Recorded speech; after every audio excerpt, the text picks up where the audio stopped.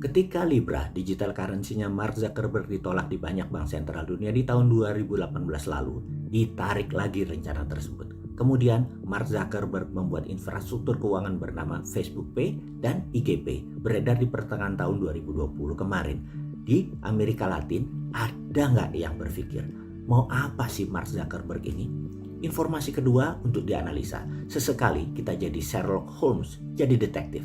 Juli 2018, Sirenium, digital currency-nya Bosman, diluncurkan. Namun juga ditentang dengan bank sentral sehingga operasinya digeser jadi global ke Malta.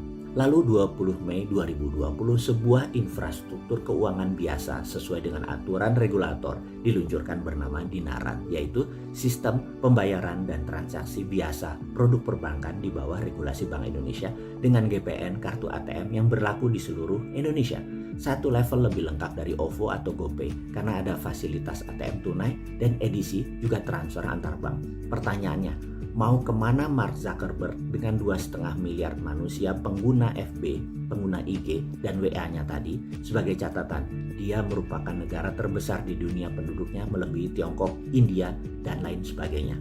Syarat bernegara kita semua tahu adalah punya wilayah dan punya penduduk serta punya sistem pemerintahan. Facebook, IG, dan WA punya syarat itu semua untuk sebuah negara berdiri.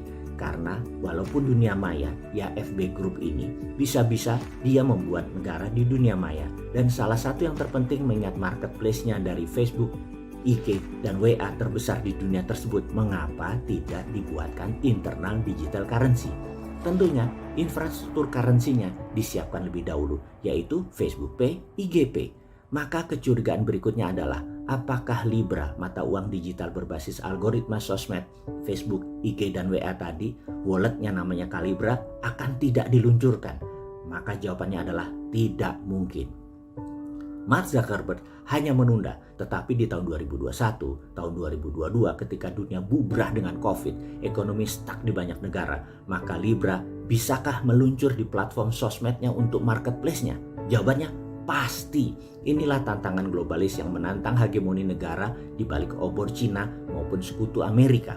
Lalu apa hubungannya dengan Dinaran? Kita juga bermain dong. Dinaran mengikuti aturan pemerintah Indonesia, dalam hal ini BI. Namun model bisnisnya kita menarget infrastruktur pembayaran baru atau payout system. Setelah Dinaran emas atau Dinaran berandai emas, maka Dinaran akan menerbitkan solusi berikutnya. Untuk menangkap 9 juta turis mancanegara, kita akan meluncurkan Dinaran dolar. Rupiah berunderlying dolar.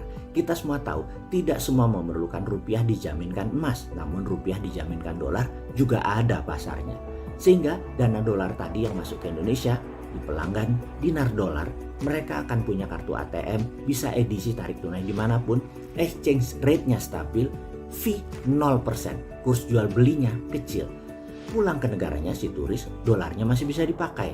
Lalu ada peluang lain lagi, ada 2 juta saudara kita yang berhaji berumroh yang kerepotan dengan realnya Saudi. Kita akan meluncurkan Dinaran Rial. Di Saudi, rialnya tadi bisa dipakai di ATM-nya, di debit card-nya atau transfer. Balik ke Indonesia, rupiahnya dimanfaatkan. Tidak perlu repot keluar masuk ambil fisik rupiah atau rial karena kita bisa rugi kurs. FBP dan IGP adalah infrastruktur keuangan Libra globalis, sementara Dinaran adalah infrastruktur keuangan lokalis yang membuat nilai rupiah individu punya portable personal money changers dan gold changers. Lalu yang jadi pertanyaan berikutnya, mungkinkah ke depan ada Dinaran Libra? Kalian ini iseng pertanyaannya. Bosman kan pedagang, jadi aja kepengen.